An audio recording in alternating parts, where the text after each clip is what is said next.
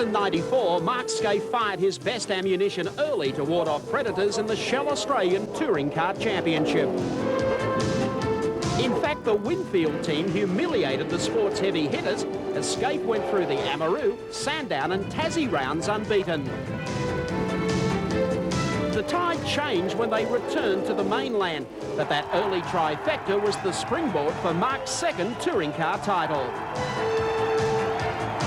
Since then, John Bowe and Dick Johnson have dominated the spotlight with victories at Sandown, the Tooheys 1000 and Adelaide Grand Prix. Triple Challenge Day at Eastern Creek marked the debut of the cosmetically different Holden VR and Ford EF. Alan Jones led a Peter Jackson team 1-2, but our black and blue Aussie champ suggests an upset is on the cards here today as Seven Sport welcomes you to Melbourne's Sandown Raceway and round one of the '95 Shell Touring Car Nationals.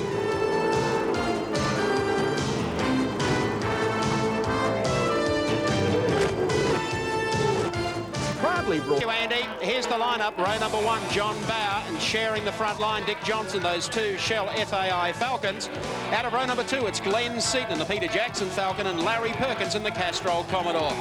Row three, Wayne Gardner, the Coca-Cola Commodore, and Thomas Mazzera in the Mobile Commodore. And row number four, Alan Jones, the second of the Peter Jackson machines, and Jimmy Richards in the Winfield Commodore. Row number five is Neil Crompton in the second of the Coke cars, and 05 out of position number 10, a long way back for Peter Brock. Out of 11, it's Tony Longhurst, the first run of the Castrol Falcon. And next is Greg Crick in the Castrol Commodore. On pole with Dick Johnson. The second line there, Glenn Seaton and Larry Perkins. And behind them, of course, it is Wayne Gardner and 015 Thomas Mazzera. Some new faces, new cars is Alan Jones in the 35 car. Jimmy Richards there, the winner of the Peter Jackson Dash. Neil Crompton in the 7 car. Brocky back in 10. And we're about set to go now. Fans cheering in the grandstand. Who's going to separate the forwards? It will be Larry Perkins. The old Bathurst wet weather trick down the outside in the Castrol machine. The crowd erupts as the Falcon is split by a couple of Commodores, with Thomas Mazzera trying to get into the action and the Rainmaster Jim Richards in there as well. Bowe doesn't want to give this one up, and he gets sideways. He's gone. Thomas has done the launch, ex-Lakeside, heading downhill, but he doesn't catch the guardrail. Back down through the gears. He's out there having fun trying to work out which direction the track went in. You better be careful, he'll stall it. Trying to get your power, a bit of traction on that greasy grass. Anyway, this is where the action is. Larry Perkins, an absolutely lightning start off the grid. Leads the first of the Shell Falcons through the spray, and look at the amount of rain there. Is that Brocky on the way through? Yeah, Peter Brock making a good start from 10th position too. As they come up for the first time, Bowe has a good look down the inside. Wipers working hard, spray pouring off the tyres, and Larry will lead them down toward Dandenong Road for the first time. And look at the amount of water on the track, Alan. Unreal, mate. It is really coming down. There's no one out there with the intermediates or groove slicks today. This is full rain tyres. And the thing about Bathurst, the difference being that with the hills at Bathurst and at least somewhere where the water can run off, this is basically flat here and it's just sitting here all day long. A lot of puddles there. Larry understeered into that corner. His left front was locked up, hit a puddle, but fending off Bowe here at the moment. John had an incident this morning in practice, landed up in the sand. Just wait for the reaction of the crowd as Larry Perkins comes across the line. Oh, they love a battle here between a Ford and a Commodore. They're all to their feet as Perkins across the strike leads the first lap. Bowe in second. Wayne Gardner, a good run there up into third, followed by Jimmy Richards. Then it's Peter Brock, who's probably the best starter of the lot out of position number 10. Well, Commodore would not seem to be too bad a package to hear the Peter Jackson Dash, and indeed the warm-up is anything to go by. Larry Perkins, fourth fastest this morning in the wet. Thomas Mazzera, Jim Richards, both fastest, and Johnny Bowe was only third fastest this morning. So it looks like the Commodores may have turned the tables in the wet. And you look at the amount of wing that Larry Perkins running on the back of this car. He's got it right up steep. Look at the angle there. He's pushing all he can get, all the air he can push down to get some grip onto the rear of that car. John Bowe just taking, I think, discretion, the better part of valor. There's Claude Georgie from Western Australia, who bought one of the Glenn Seaton cars. He's had a little spin down there. That's not too hard. And Thomas Mazzera has rejoined the field and runs in 20th position at the tail. As we watch this fascinating scrap between Larry Perkins and John Bowe. Good shot there of the new aero packs on both cars. The front air dam on the Commodore almost looks a bit like an Aston Martin to me. mark. She's got a very distinctive opening there for radiator cooling. John Bow still just shadowing Larry, not taking any chances. There's too many puddles on the track, and not the place to be getting too cozy with a car in front of you. The Petunia's showing up there as we went past the start-finishing line, full tilt, down to the left-hander, and just look at the water being squeegeed out from the tyres of the front running two cars. Have a look at the speed of the windscreen wiper on the Shell car, and it is really cranking that screen clean. Almost twice as fast as Larry's. Doesn't seem to matter whether it's dry or wet at Sandown. This has really proven to be a Dunlop circuit, as it has for a number of times. The leading three cars on Dunlops here. Jimmy Richards in fourth in the first of the Yokohama cars, and Brock now up to fifth on the Bridgestone shot Commodore. So a good mix of tyres in here too, and boy, they're working hard trying to squash this water out of the way. Well, Dunlop are under a lot of pressure with their tyre supply this year. The earthquake in Kobe was downtown Dunlop City, and really later in the year, supplies for the Dunlop teams are going to be quite critical. Well, this is the time to try and make a few moves, I guess, while they've got a few stocks left. There's Wayne Gardner, a good start from Wayne, running very strongly in the new Coca-Cola VR, and Jimmy Richards showing that great form he's always shown in wet weather in fourth position. Larry leads Bow back onto the straight. This great dice. These two cars look very evenly matched at the moment, Alan. They certainly do, and two fellows that aren't shy at Sandown. I think John Bow always excels at Sandown. Larry's always liked it. Great many miles. I hate to think how many laps Larry's got around this place. But John Bow just casing the situation at the moment. He knows he's got a real competitor in front of him. He's not... Whoa! He gets very sideways, and he's going into the sand, is he? He's gone. He's on the grass still. Can he keep it going? Oh, keep going, John. Car slipped by, but he's managed. Looks like the engine's still going. He's on the ripple strip now. Don't get straddled there. Me. Well, it's very critical corner. It's critical in the dry. In the wet, you can imagine the judgment factor. He's following Larry. He thinks, well, he can do it, I can do it, but just slightly different car balance, and naturally two different types of cars, two different teams. The cars aren't going to be the same at all. But Larry took a real brave move through there. John tried to follow, and he couldn't do it. Very, very long loose, and you could see he almost held it. He fought it. He tried hard. Yeah. But look at this situation now. 1, 2, 3, 4. Holden 5. Holden Commodores at the front. Johnson the first. The Falcons at 6. And this will be a turn up for the books. The last Holden win in Australian touring car racing was at Wanneroo last year. They've had a real missing streak right through the endurance races. Bit of a drought. No drought here today with the rain down. Actually, how has this played into the hands of Mark Scaife, who was missing from action today after that practice wreck at Eastern Creek?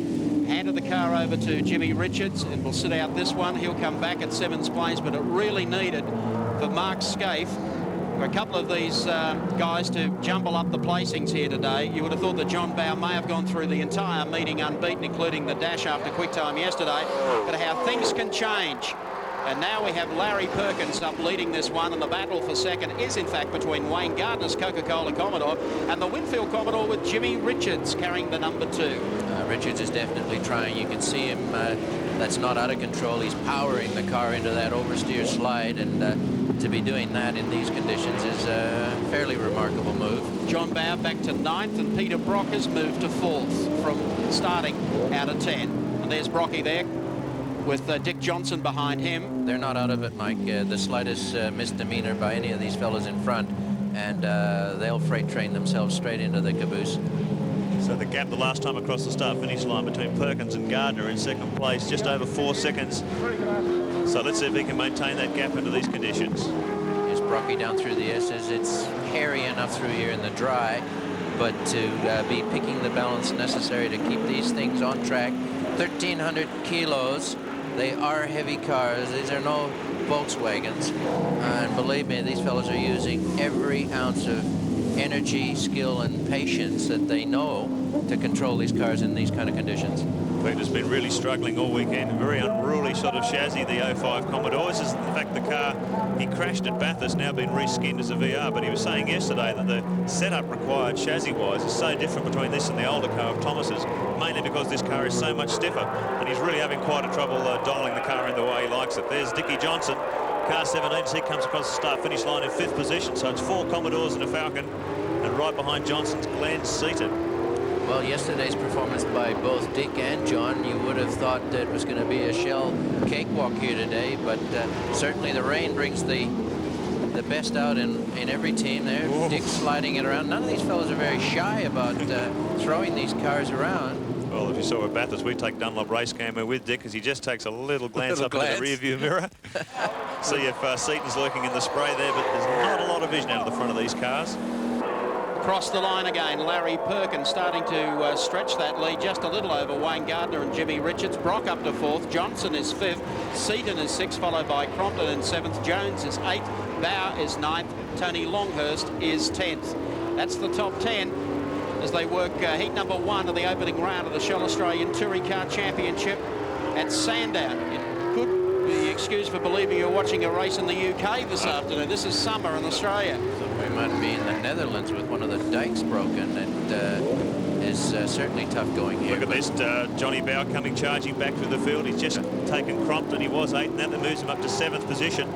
So John on a recovery drive after losing it at turn 1 in the spray. And he'll be kicking himself. He's been so pumped this weekend. He really can see this is his championship year. He's got a dynamite package. And once again, his season has started off badly as it did last year at Sandown.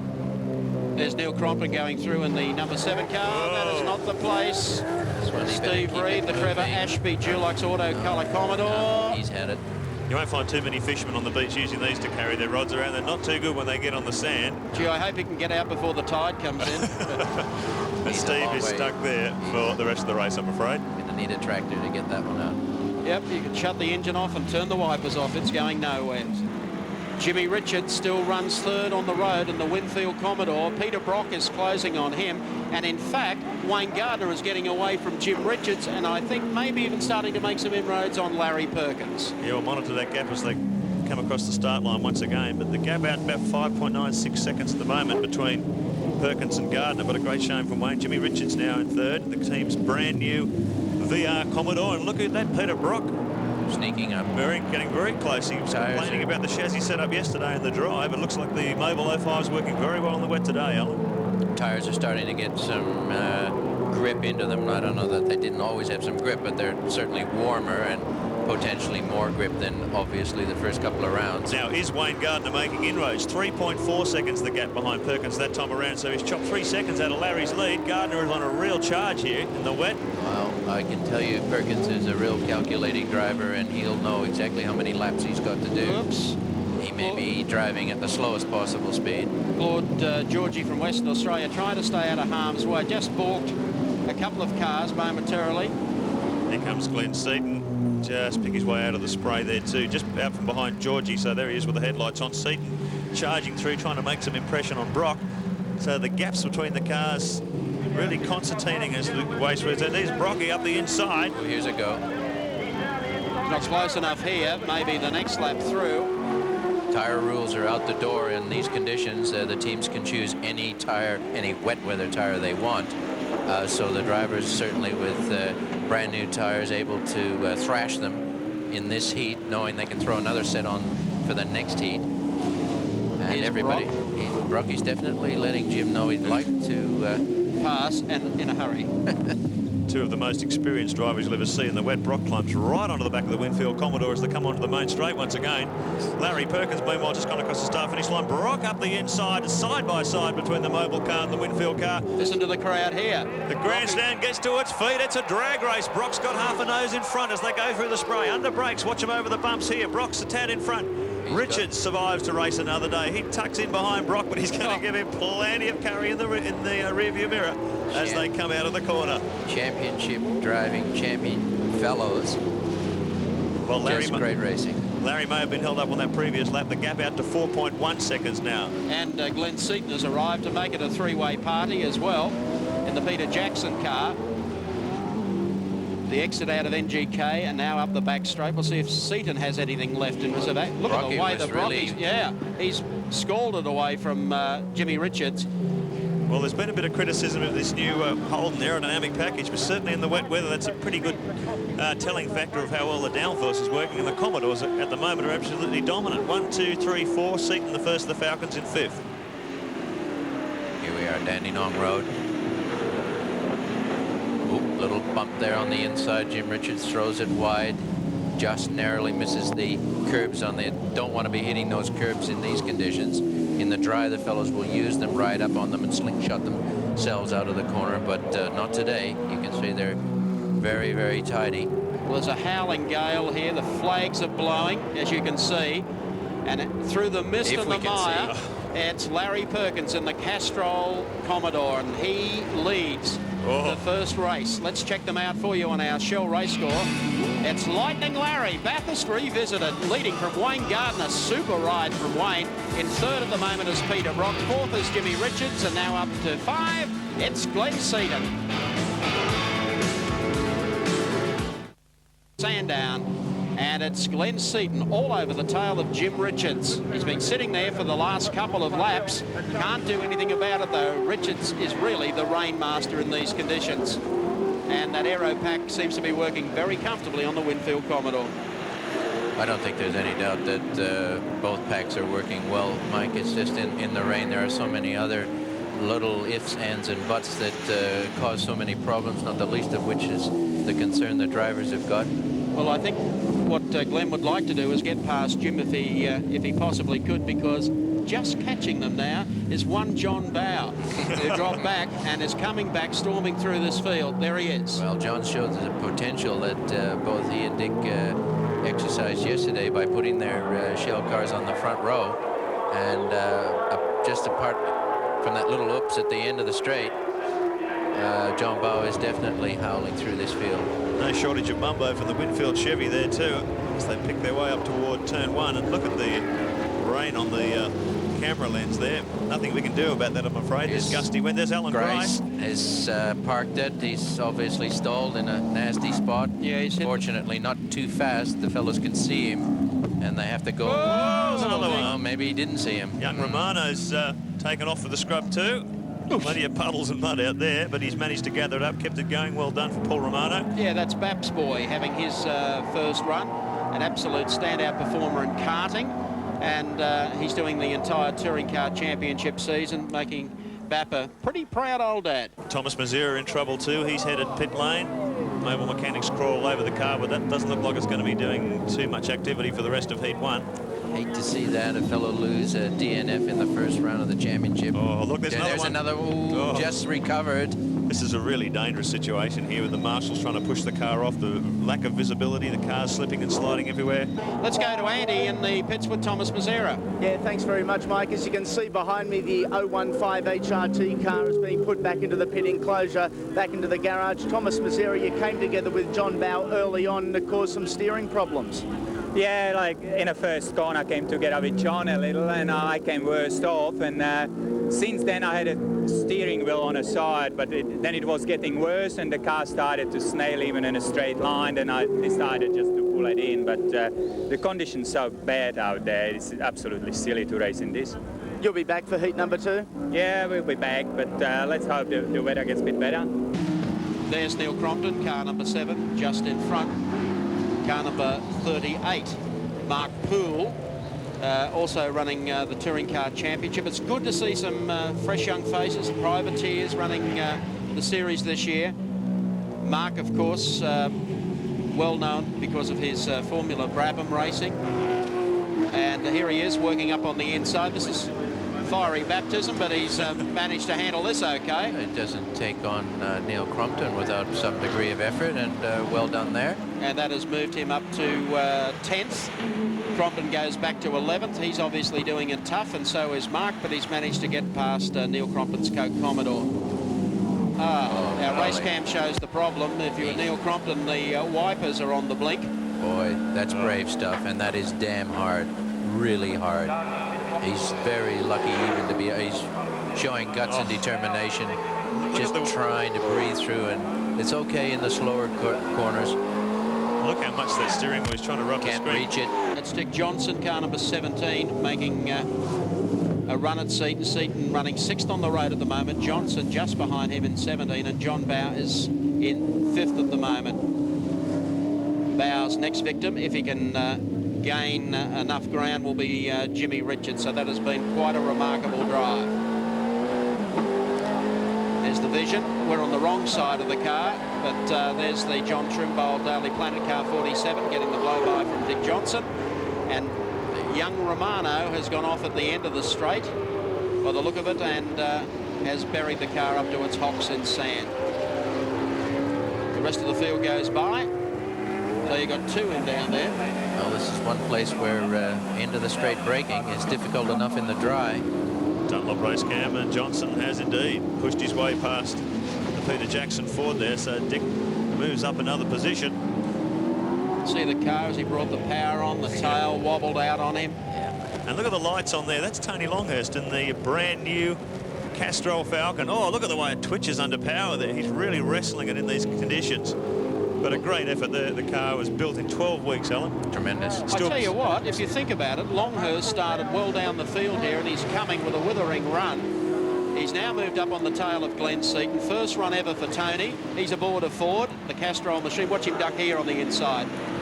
I'm here, Glenn. Well, Glenn's in plenty of trouble. He's just letting cars file through on the inside all over the place. So I don't know whether he's struggling for grip or whether he's got some sort of mechanical problem. I'll tell you what, anyone that's running a Ford, particularly Glenn Seaton's team, that will be the thing just to give you a buzz. Tony Longhurst in a brand new Falcon going past you. On his first outing, yes. Yep. They have done a fantastic job. They were still actually finishing the car when they rolled it off the transporter here at Sandown, just screwing little bits and pieces onto it before they went out for practice. It is absolutely brand new, and to see Tony doing so well and running so strongly, he's up to 7th position now.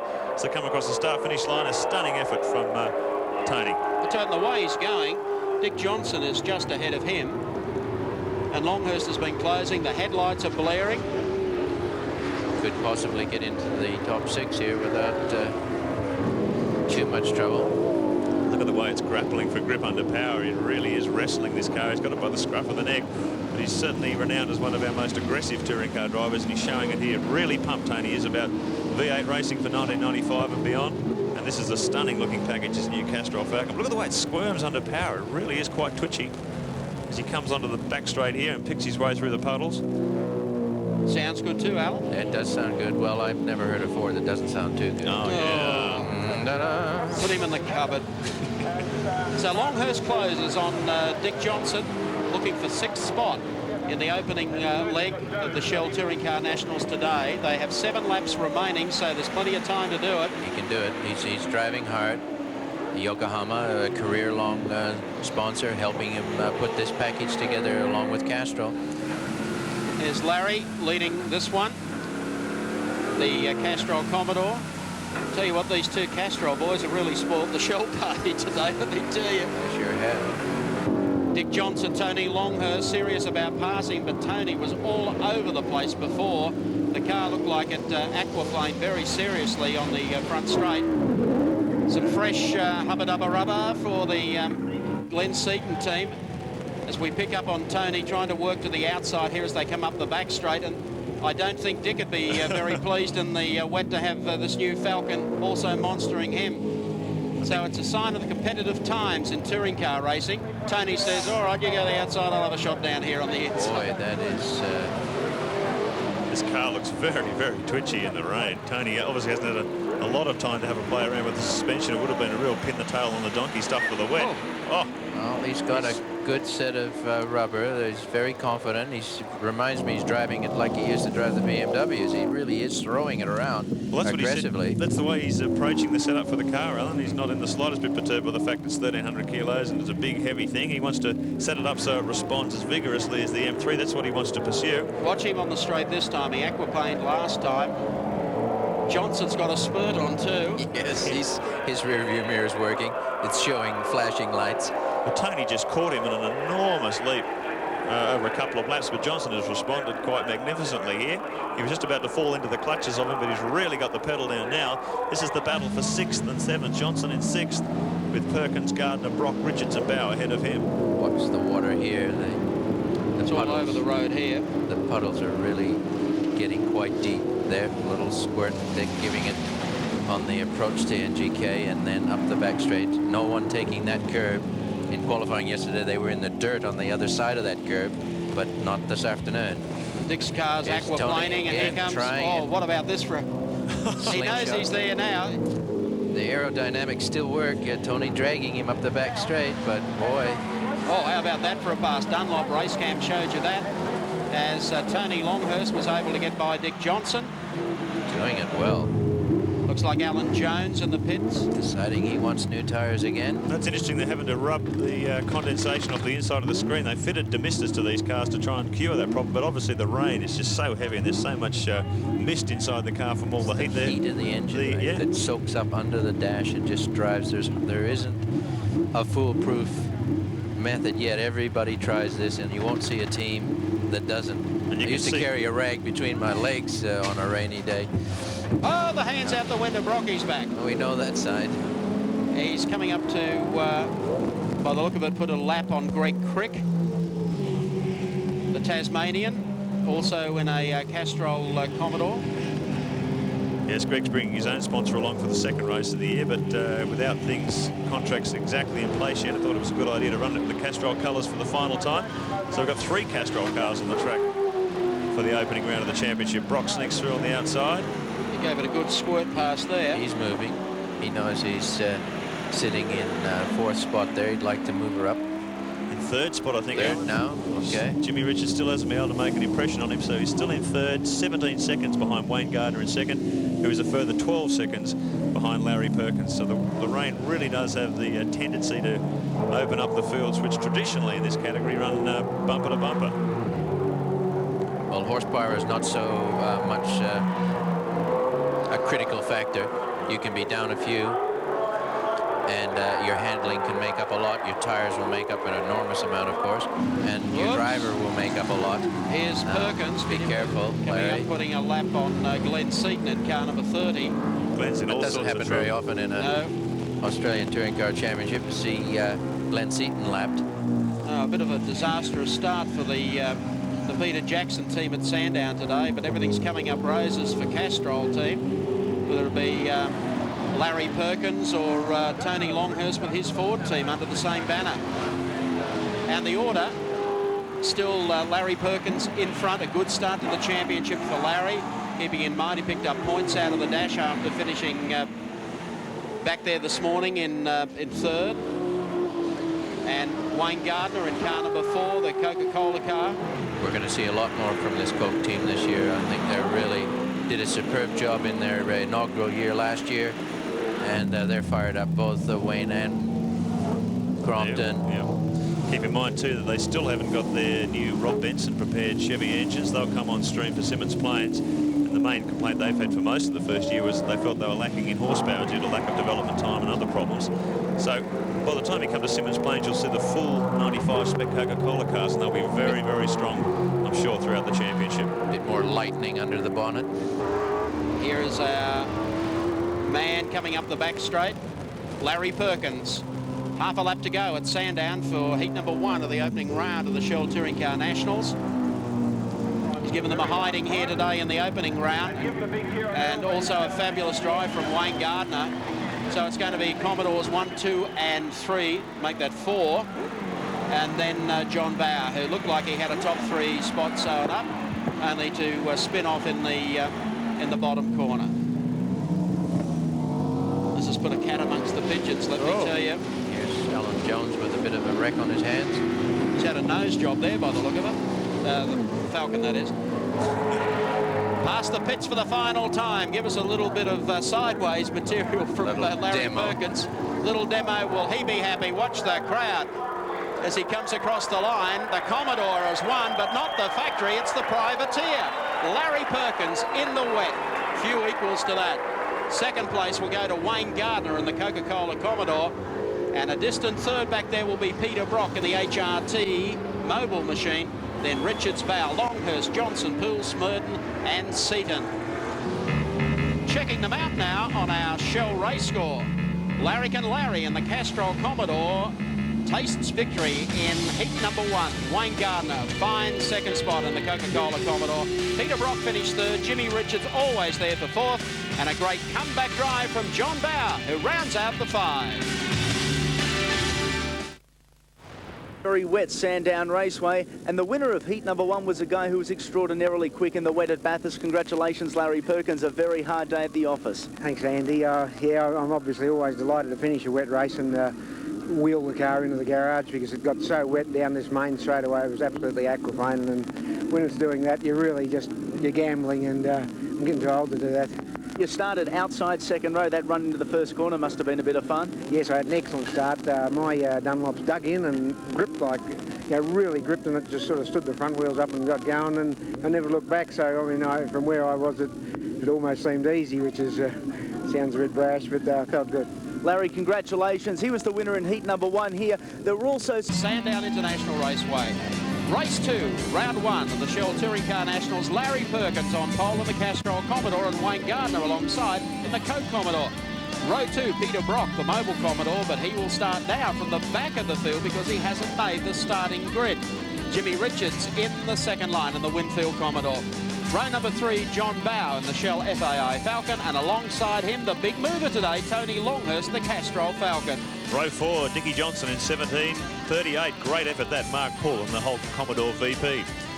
In row 5, car 39, Chris Smurden in the Anderson Consulting Holt 30. Glenn Seaton had some troubles in heat 1. He'll stay out of there. Row 6, car 7, Neil Crompton, and beside him, Greg Crick in the Castrol VP. Gardner, Larry Perkins and the Castrol Commodore alongside. And we expect a blinder here from John Bow, but the start is going to be critical for all of them. 10 seconds away on a wet Sunday afternoon at Sandown. Set to go. Racing. Perkins wins it by a country mile, and Jimmy Richards goes down the outside, but that's no passing routine to make it into the first corner because Gardner switches right across the racetrack to cover the bets and goes in, but he's probably gone in a bit on the deep side. Crompton in amongst them. Dick Johnson is there, and Larry Perkins fishtailing as he comes out of there. And we've had one of the PJ cars go off. It's Glenn Seaton, the number 30 car. He is having a terrible day, almost as woeful as last year.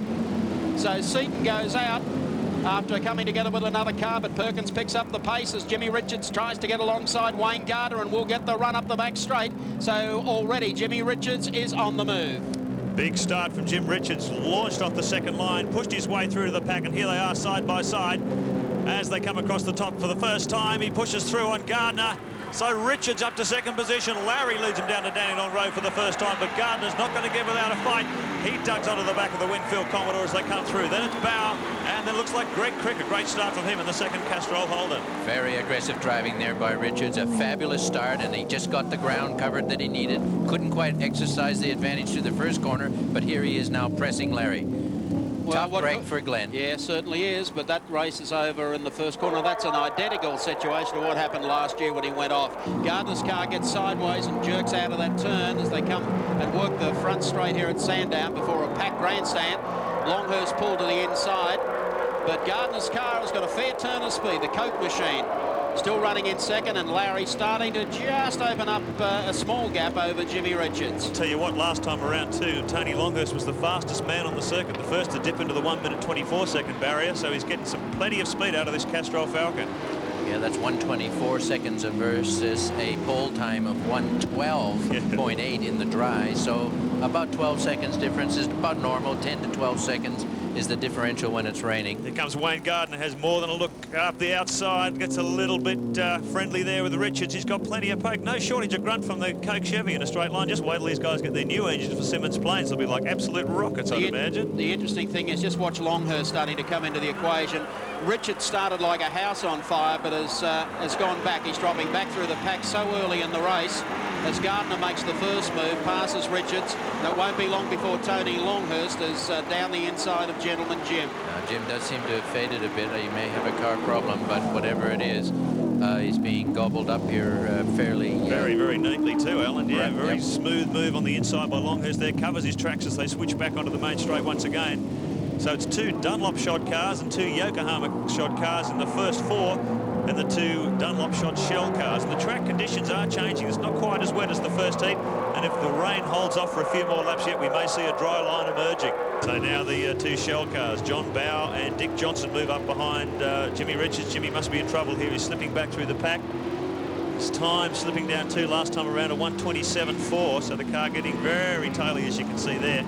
Perhaps lacking a bit of traction. Might have lost a cylinder. It could be engine that's just sort of putting the damper on his straight line speed. Yeah. He's still reasonably fast through the corners, but here we've got John Bow saying, if you don't mind, mate, here I come. How close do you want to be? Tries to get the slingshot off the back of the Winfield Chevy. He's done it too. moves all up on the outside, covers his tracks as they come down to his very fast part of the circuit. John Bowe trying to make up for that accident he had on the first corner of the first heat.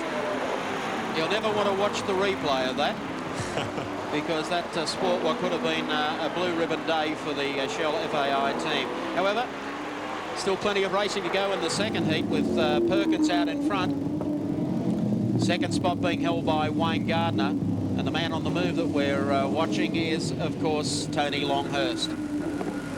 Now, Dick Johnson, we've been watching, carries our Dunlop race camp. Jim's gone into the pits. Yeah. Enough of this, he said. Whatever it is, he feels he might be able to get it fixed in a hurry. He's coming in fast enough.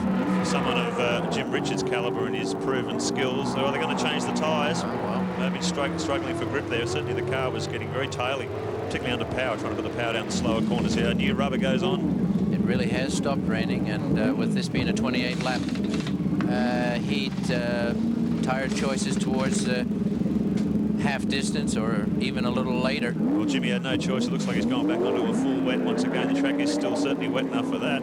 Gets back into the race. That'll drop him right down the order. And there's Wayne Gardner, the co-Commodore, having a great day. He's deserved one of these for a while. Yes, they've worked hard all year and not necessarily with the results they would have liked last year, but I think they've served notice here today that they're going to be a force to be dealt with this season, 95. I think the really telling thing in that interview he had with Andy just before the race, he said in the first heat, I'm just trying to stay out of trouble. Like, just keep the car straight, keep it clean and undamaged, and just keep racking up those points. That's the way you win the championship. Got to finish to win. You've got to finish. Tony Longhurst. Just see the next time around, but the visual gap seems to be closing. He is absolutely storming through the field in this Falcon. He's going to give David Scanlon from Castrol a great day here. If his first appearance, he can get up and run second to Larry Perkins in the second heat. There's the gap as Longhurst again works all that spray to the inside of the circuit. Perkins goes through, Wayne Gardner, then it's Tony Longhurst. John Bowers next, followed by Dick Johnson. That's the running order. The Ford starting to get a little bit closer to the tail of the Commodore. And look at the water still there. Plenty of water everywhere. If your tyres do heat up, there's a couple of spots on this racetrack that will cool them down ever so quickly. Very quickly, mate.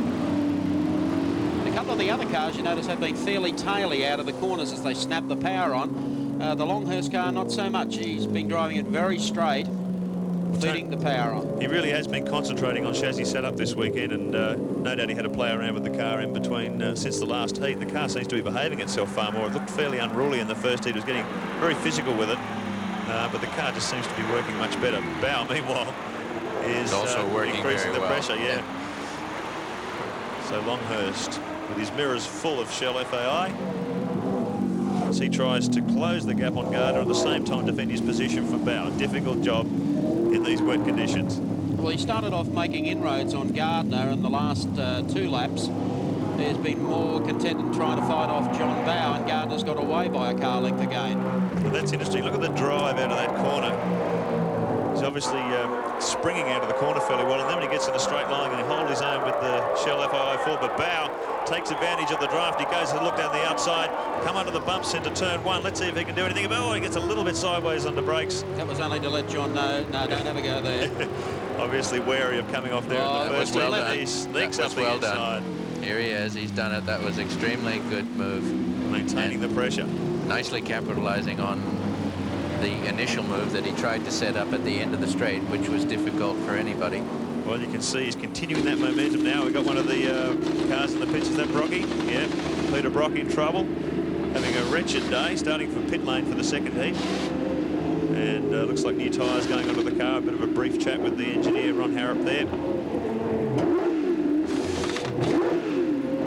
Not in a great rush. Not breaking their neck with that one. They wouldn't want to be doing that at Bathurst. So Brock will light him up on his way back into the race, but well down the order right now. I think he's back in 16th position before he came to the pits that time. Here's our race leader, Larry Perkins, still in control, and you can see the track is drying out. He's brought it down into the 23-second bracket now, a 1:23.7 the last time around, so the track and a dry line certainly emerging here. And may even have to start looking for a wet line again. It could get too dry and the tires get too hot. They head down, Larry Perkins. There you can see Longhurst once again. He's been chasing the wet groove. Checking them out for you on the Shell race score. Larry Perkins leads race number 2. Wayne Gardner runs second. John Bow is third. Tony Longhurst fourth. And rounding off all those forwards, Dick Johnson in fifth. Fly for Longhurst and Dick Johnson. Longhurst running fourth on the road as Johnson closes it up on the inside and passes. So Johnson now moves up. Nice braking. And the Fords start to head towards the tail of a couple of Commodores in this second race today in rather atrocious conditions at Sandown. And Larry Perkins is probably catchable. He's not that far in front of Gardner. He's been able to put that lap car between himself and Gardner at the moment, try and stretch out up the back straight. Well, I think it's fair to say John Bow is lit up here. He's definitely got Wayne Gardner in tow.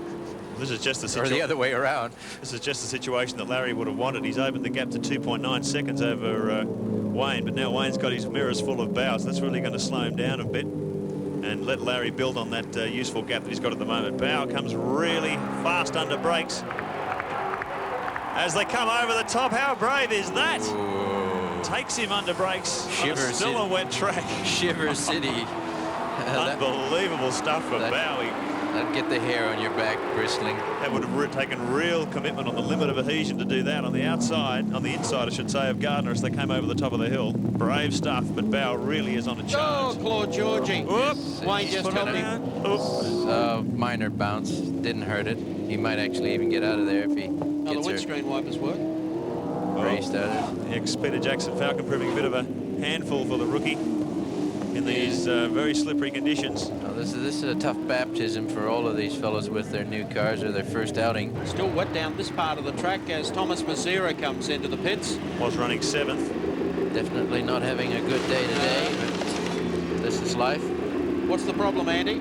Yeah, no major problem. They're just taking off the full wets. They've still got a wet compound just with 3 grooves in it for drainage. They're back out, and I think you'll find Thomas will only drop 2 positions.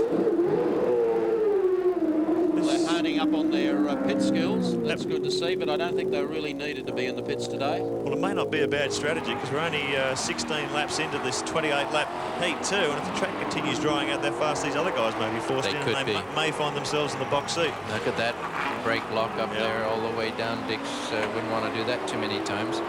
It's indication that the track conditions are not consistent. It's very, very hard on the driver. He tries to do his best and duplicate every lap as it goes by one after the other, but the track conditions changing so quickly, it's hard to keep on top of it. Shell Falcons confirming their dry track form. They're both going a lot quicker.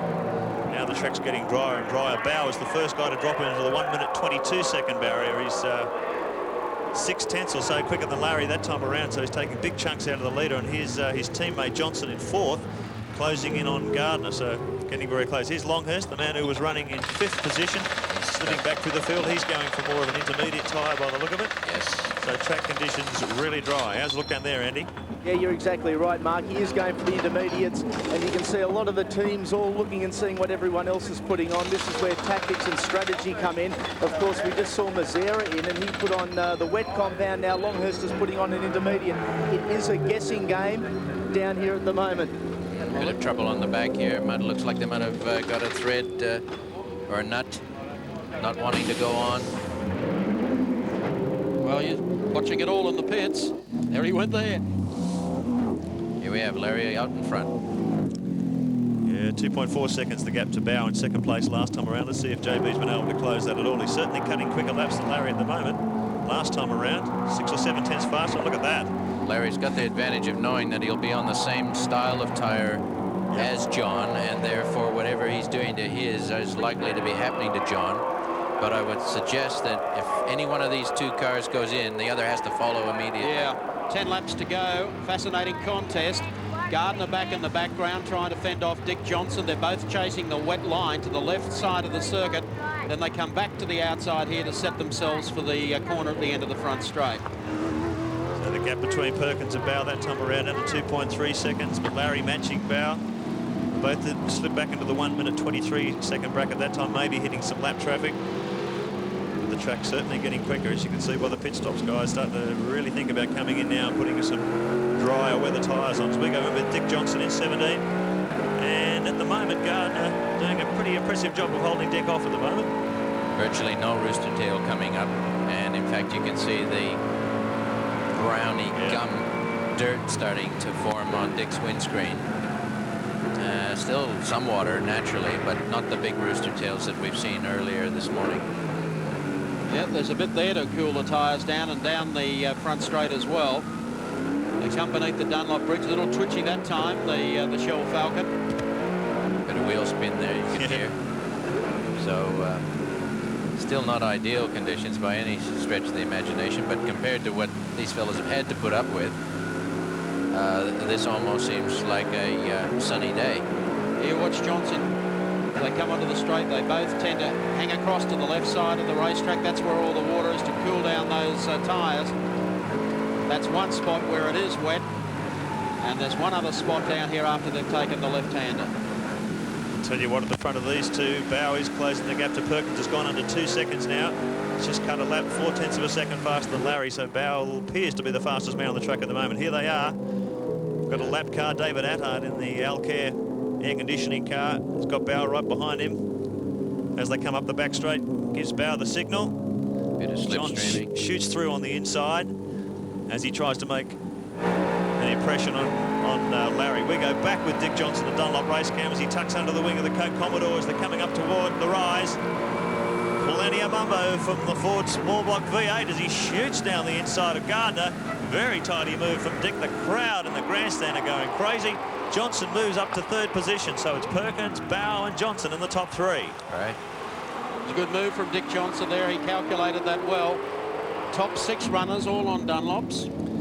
Yeah, telling picture, isn't it? So if one's in, they're all in. Whoa! Just as we said that. Oh, well done, Wayne. He saved it. Well, you saw how he read that. He read that beautifully. Wayne Gardner saved the day there. Not only did he save his own car, he didn't manage to T-bone Dick. So Johnson just read that perfectly as Dick started to go. He's only gone up there to cool down the tyres, obviously. He'll be mad at himself. Just Tui's blue brings you the replay as Dick sets it all alight. Gardner misses. Good evasive action there. Just a bit too much momentum going into that corner, and all that hard work goes to waste in the grass. Oh, Wayne gets a little bit sideways as he flicks it into the switchback coming onto the back straight. So he survives. As Alan said, very nice evasive driving from Gardner there. He's really staying out of trouble in 95, isn't he? Keeping the car, hasn't got a scratch on it all day in very, very trying conditions. He's been running door to door with the other guys, and still they're hanging in there in third position. Here comes Larry down the inside of Mark Poole. Not wanting to waste any time. Fortunately, young Paul Romano is there as well. Last time through it was 1.6 seconds, the gap between first and second, so Bowers making little inroads on Larry all the time, nibbling away at this lead he's got. Falcon appears to be the faster car on the track at the moment. We only need one shower or burst of rain and the whole situation could change again. Keep in mind these guys are on full wet weather tyres, and they're going to be looking for every little puddle they can find to keep the temperatures down as the track continues to dry out. 7 laps to go. The chase is on. Yep, see them duck off the ideal racing line over into the puddles to get to drop the temperatures down on the tyres and try and hold them together. It's going to be very, very challenging if we don't get another shower for these guys. And that's the problem with the wet weather tyre, isn't it, Alan? It gets so hot that the compound destabilises and actually begins to fall apart underneath you, doesn't it? Starts to mumbo jumbo under the weight of the car.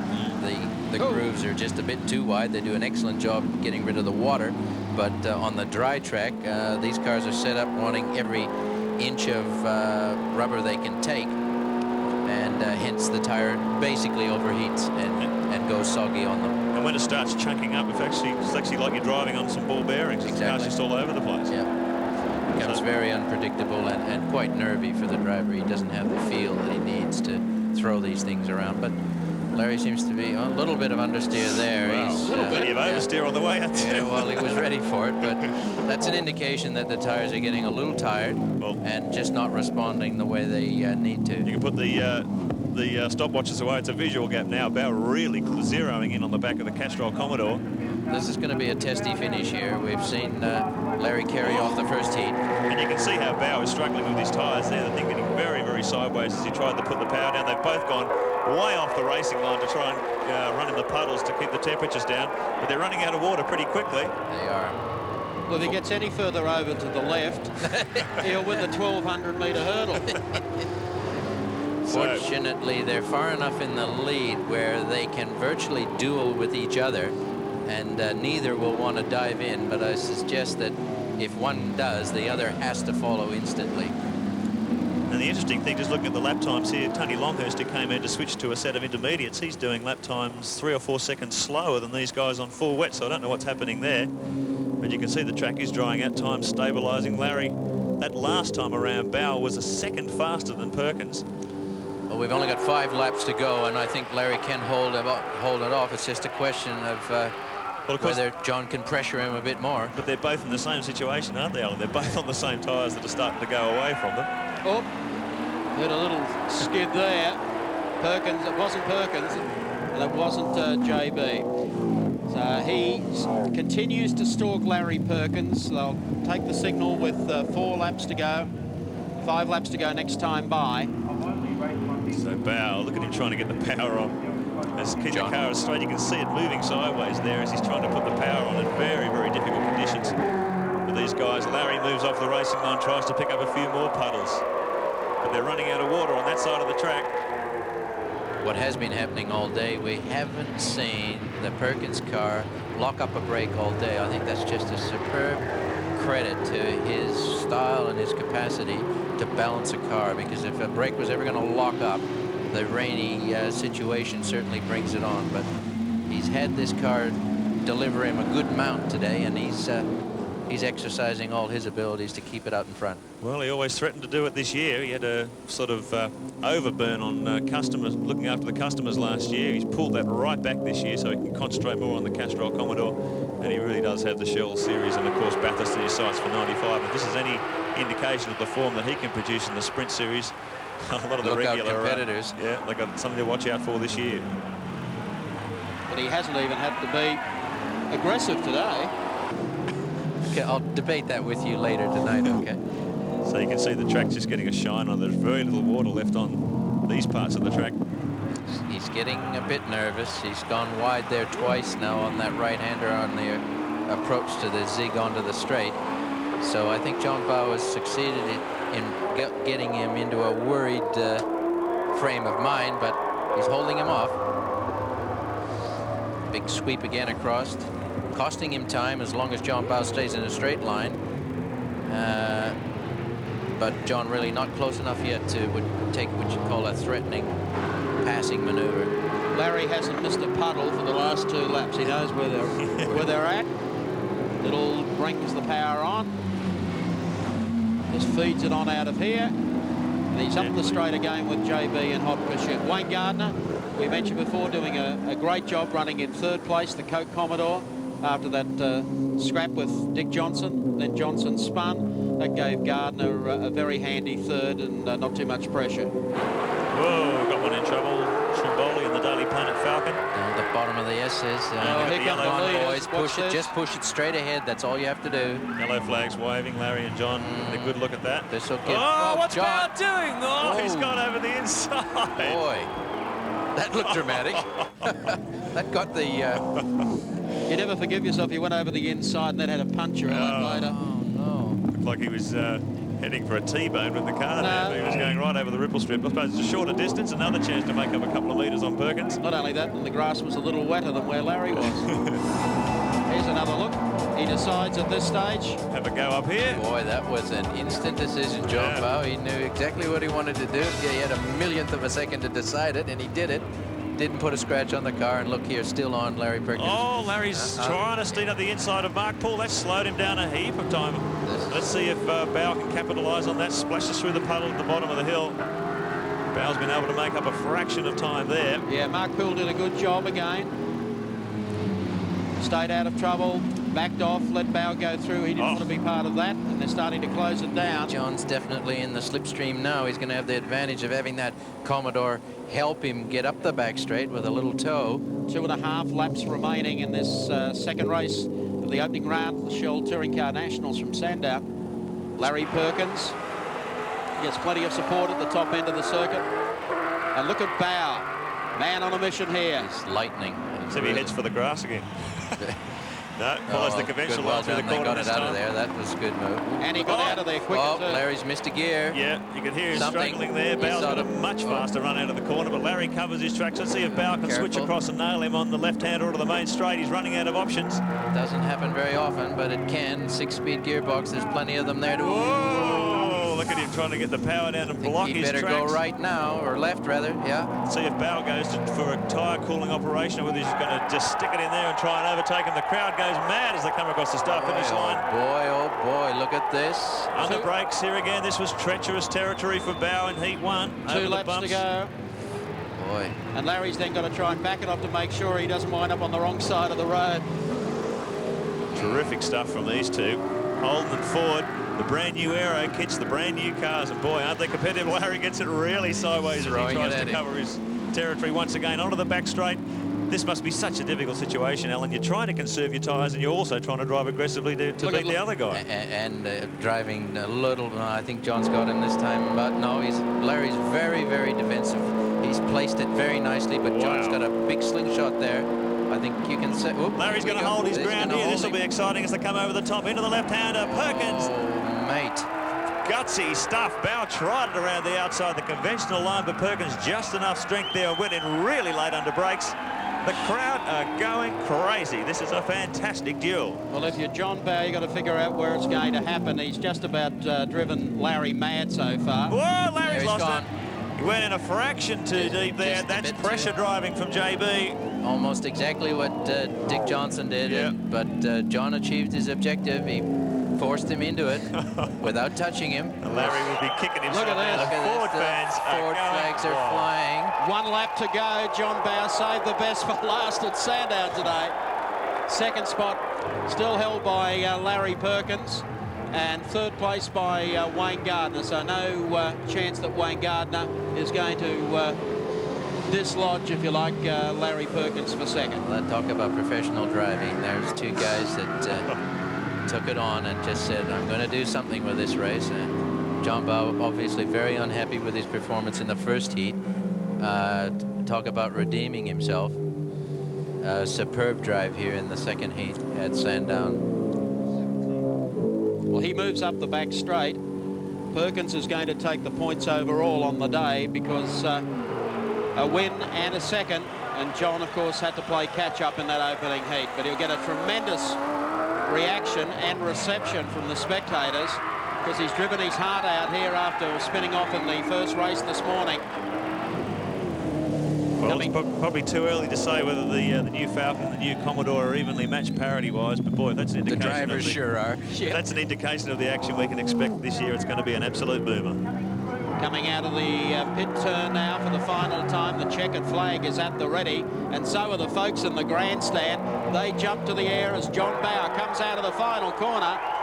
Listen to that reaction. A Ford wins race number 2 in the Shell Series here today. John Bow, the winner. Fabulous second place going to a trier in Larry Perkins, the Castrol Commodore, and third place going to Wayne Gardner in the Coca-Cola Commodore. Didn't the crowd love that?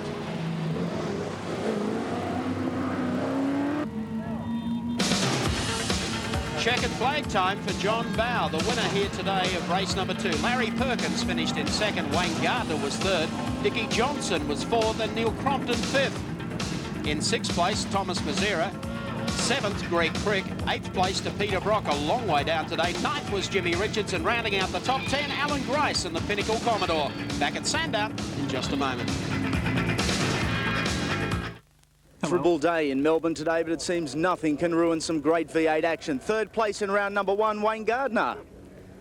Congratulations, my friend. It was a tough day at the office. Oh, absolutely. It was atrocious conditions, and particularly in the first race when it poured down in the middle of it, and I nearly looped it in a straight line. It was very, very dangerous, but I just thought, just get it home, and yeah, I'm pretty happy today. It was a good result for the team. Certainly was, and it's paid off. Second place in a fantastic drive in the Shell Ford, John Bow.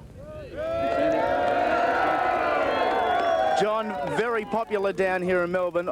Let's go over that second race. That was just plain outstanding. Yeah, it was a great race. Larry's a very, very hard guy to race against, and I've had a few races with him over the years. He's terrific. He's hard but fair, and it was good. Really excellent. We spoke to the Holden drivers about their new package. What do you think of the EF Falcon? Well, it's obviously okay, isn't it? I think everything's quite even, really. It depends on which tyres you're on the day, and Dunlop won the day.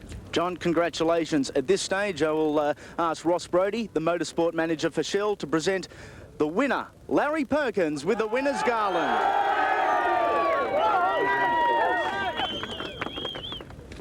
Larry, a first in the first heat, and it was so close in the second. Yeah, it was. I locked my back brakes up, made it blue, and speared off, and that's all John needed. He wasn't very far behind, but it was getting a bit slippery out there on those slick tyres and the dry track at the finish. But no, it was a real fair race, and I thoroughly enjoyed it. You seem to enjoy that type of racing? Well, you know, we all got to get on and have a race now. The competition's so intense, and it's certainly sorting us out a bit, and we'll probably have to get a bit fitter now. Larry,